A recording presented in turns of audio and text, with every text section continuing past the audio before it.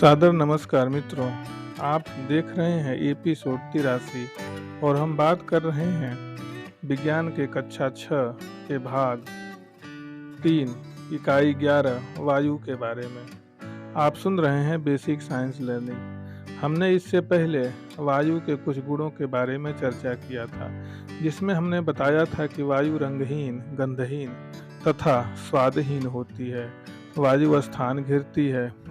वायु कई गैसों का मिश्रण है, जिनमें सबसे अधिक 78% नाइट्रोजन, 21% ऑक्सीजन, बाकी 1% अन्य गैसें हैं। हमने गुब्बारे के माध्यम से बताया था कि वायु स्थान घेरती है, और हमने यह भी बताया था गुब्बारे के माध्यम से कि वायु में भार भी होता है, और साथ में हमने यह बताया था कि वायु दाब डालती है। और हमने यह भी कहा था कि हमारे शरीर पर वायु द्वारा आरोपित कुल दाब का मान लगभग 20 मीट्रिक टन होता है, जो लगभग 10 हाथियों के भार के बराबर होता है। हम इस भार का अनुभव नहीं करते हैं, क्योंकि हमारे शरीर के अंदर भी वायु है। इस वायु दाब बाहर से लगने वाले वायु दाब को संतुलित करता है। हमने यह बताया था कि जो ऑक्सीजन है वह किसी भी चीज को जलने में सहायता करती है। तो इस प्रकार हमने वायु के कई गुणों के बारे में चर्चा किया था। हमने वायु के संगठन के बारे में भी बात किया था। हमने बताया था कि वायु में भार होता है, वायु स्थान घेरता है और वायु दाब डालती है। और वायु के संगठन के बारे में हमने ऑक्सीजन संबंधी एक मोमबत्ती वाला प्रयोग किया था, और हमने यह भी देखा था कि यदि बड़ा गिलास है तो बड़े गिलास में जो मोमबत्ती जल रही है वह अधिक देर तक जलेगी, अपेक्षाकृत कम लंबा गिलास वाले मोमबत्ती की अपेक्षा।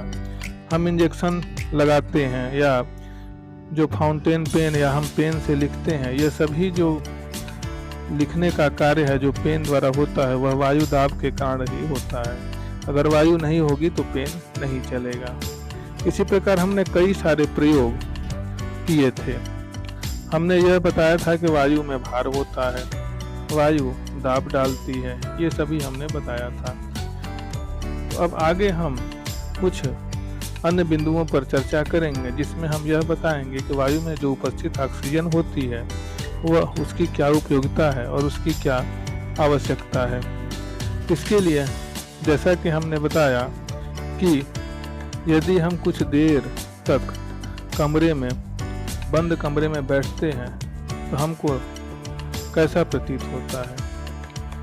यदि खिड़की दरवाजे खुले हैं तब तो हमको अच्छा लगता है, लेकिन यदि खिड़की दरवाजे बंद है तो हमको घुटन महसूस होती है, क्योंकि बंद कमरे में की वायु जो में उपस्थित ऑक्सीजन जो होती है वह घटने लगती है। श्वसन क्रिया में सभी जीवधारी वायु को नाक द्वारा अंदर सांस के रूप में लेते हैं। इसमें उपस्थित ऑक्सीजन शरीर की कोशिकाओं में पहुंच जाती है। कोशिकाओं में उपस्थित कार्बन डाइऑक्साइड श्वसन क्रिया से बाहर निकाली जाती है। इस प्रकार बंद कमरे में ऑक्सीजन की पर्याप्त मात्रा न मिलने से प्राणियों का दम घुटने लगता है। अतः स्पष्ट है कि जीवधारियों के जीवित रहने के लिए ऑक्सीजन आवश्यक है। पर्वतारोही या गोताखोर अपने साथ ऑक्सीजन के सिलेंडर ले जाते हैं, क्योंकि पृथ्वी तल से ऊंचाई या गहराई में वायु का दाब कम होने के कारण वायु का घनत्व कम हो जाता है तथा इसमें ऑक्सीजन की मात्रा भी कम हो जाती है। इसी कमी को पूरा करने के लिए ऑक्सीजन सिलेंडर की आवश्यकता होती है। आवश्यकता पड़ने पर अस्पतालों में रोगियों को भी कृत्रिम श्वसन के लिए ऑक्सीजन दी जाती है। अतः जो गंभीर रोग से पीड़ित व्यक्ति होते हैं या जिनको ऑपरेशन करने की आवश्यकता होती है, या जो ऑपरेशन करने के बाद उनको आईसीयू में रखा जाता है, तो जैसा कि हमने बताया कि पर्वतारोही और गोताखोर अपने साथ ऑक्सीजन के सिलेंडर ले जाते हैं, क्योंकि ऊंचाई पर वायु दाब कम होता है और ऑक्सीजन भी वहाँ पर कम होती है। श्वसन क्रिया में ऑक्सीजन लेने के कारण हम हो चाहे जीव जंतु हो चाहे पेड़ पौधे हों, श्वसन क्रिया में वायु की ऑक्सीजन ही लेते हैं और कार्बन डाइऑक्साइड बाहर निकालते हैं। हमें यह ध्यान रखना चाहिए कि जब भी हम सांस लें तो मुंह से सांस न लें। हमेशा सांस जो लें वह नाक से लें। क्या हमने कभी सोचा है कि वातावरण में ऑक्सीजन समाप्त क्यों नहीं होती है? ऐसा इसलिए होता है कि जो सभी हरे पौधे होते हैं, सूर्य के प्रकाश की उपस्थिति में कार्बन डाइऑक्साइड और जल का उपयोग करके मंड अर्थात स्टार्च तथा ऑक्सीजन बनाते हैं। यह क्रिया प्रकाश संश्लेषण कहलाती है। इससे प्रकृति में कार्बन डाइऑक्साइड तथा ऑक्सीजन का संतुलन बना रहता है। लेकिन अभी आने वाले कुछ समय में प्रदूषण के कारण अर्थात वायु प्रदूषण के कारण यह ऑक्सीजन और कार्बन डाइऑक्साइड का संतुलन गड़बड़ा गया है।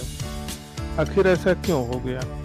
क्योंकि कई जगह फैक्ट्रियां या कई सारे जो मोटर गाड़ियां हैं या हम जो आग जलाते हैं उसमें सभी में ऑक्सीजन कार्बन डाइऑक्साइड गैस निकलती है, जो वायुमंडल के जो संगठन है उसको अनियमित कर दे रही है। इससे हमारे शरीर पर नकारात्मक प्रभाव पड़ता है। अब आइए हम एक क्रियाकलाप करते हैं। 4 समान आकार एवं लंबाई की मोमबत्ती लें और 4 भिन्न आकार के जार लें। अब चारों मोमबत्ती को जलाकर उन्हें जार से ढक दें। क्या देखते हैं? सबसे छोटे जार में मोमबत्ती सबसे जल्दी बुझ जाती है, उससे बड़े जार की मोमबत्ती उसके बाद, जबकि सबसे बड़े जार की मोमबत्ती बाद में बुझ जाती है। ऐसा क्यों होता है? देर तक जलने के लिए अधिक ऑक्सीजन आवश्यक है। सबसे छोटे जार में ऑक्सीजन की मात्रा सबसे कम तथा सबसे बड़े जार में ऑक्सीजन की मात्रा सबसे अधिक है। वायु की उपयोगिता के बारे में बात करें तो यह साइकिल, स्कूटर, कार, ट्रक आदि के टायरों में हवा या वायु भरी जाती है। यह टायर परिवहन को आसान व तीव्र बना देते हैं। गीले कपड़े सुखाने में भी वायु सहायक है। पाल, नौका, ग्लाइडर, पैराशूट, पतंग आदि चलाने के लिए भी वायु आवश्यक है। पंखे चलाने के लिए भी वायु आवश्यक है। वायु फूलों में परागण की क्रिया में सहायक है। आक, सेमल, कपास आदि हल्के बीजों की प्रकीर्णन में भी वायु बहुत ही सहायक है। जल चक्र में वायु महत्वपूर्ण भूमिका निभाती है। पवन चक्की चलाने में यह सहायक है। हवाई जहाज चलाने में सहायक है या बड़े बड़े जो गुब्बारे होते हैं उनको उड़ने में सहायता करती है। पवन चक्की का उपयोग ट्यूबवेल से पानी निकालने तथा आटा चक्की चलाने में भी इसका उपयोग किया जाता है। अब आइए, जैसा कि हमने पैराशूट के बारे में बताया, यदि हमारे पृथ्वी के वायुमंडल में हवा या वायु नहीं होती तो पैराशूट से हम नहीं उड़ पाते। और भी कई से जैसे फुटबॉल हम खेलते हैं या गुब्बारे को फुलाते हैं। जैसा कि हमने बताया कि हवा से चलने वाली जो विंड मिल है वो सभी जो चलती हैं, ये सब वायु की उपयोगिता को पुष्ट करती है। इस प्रकार बहुत सारे ऐसे चीजें हैं जो जिनको वायु की उपयोगिता हमको पता चलता है। हम जो सांस लेते हैं उसमें भी ऑक्सीजन होता है जो हमारे लिए प्राणवायु का काम करता है। अब हम बात करते हैं ओजोन परत के बारे में। हमारे चारों ओर के वातावरण में अति सूक्ष्म मात्रा में ओजोन गैस पाई जाती है।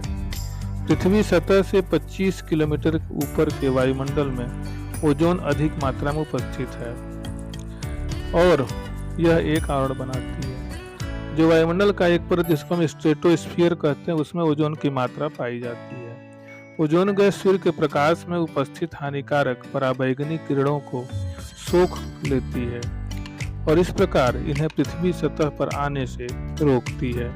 पराबैंगनी किरणें पृथ्वी की सभी जीवधारियों, जंतु, पौधे के लिए अत्यधिक हानिकारक होती हैं। आजकल बढ़ते प्रदूषण के कारण ओजोन परत की मोटाई कम हो गई है। ओजोन परत के इस क्षण को प्रायः ओजोन होल या ओजोन छिद्र के नाम से जाना जाता है।